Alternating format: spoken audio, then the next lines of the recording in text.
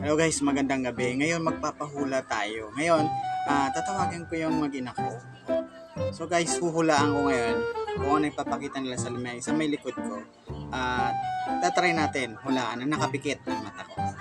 Okay, dito tayo ngayon. Dito ako po. Ngayon, ilalagay nyo sa likod ko, sa ulo ko, yung kamay nyo.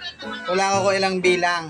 Okay, hulaan ko yung ganyan nang nakapikit ako. Okay, so let's go. Sige. Number 3. Oh. Wow. 3 siguro yan, 3. Number 4. What? Number 5 siguro. Number 5. Wow. Okay.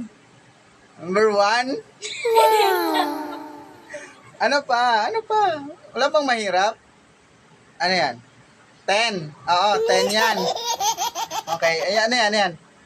Ulit. Hindi mo nag-cheating ka eh. Hindi naman ako nagdaya lagay mo kamay mo sa likod ng ulo ko.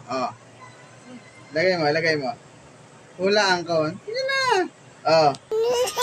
Ilagay mo. Sa taas. 2. Di ba dalawa yan? Nakapikit pa rin naman ako 5. Okay. Bakit ka natatawa? Ano yan? 3? Ayan. Wala yung maniwala. Wala mga apps yan. 10, di ba? Nakapikit pa rin naman ako 5. Ikaw, bungi na nga ngipin mo, nakikita ko pa. Hindi.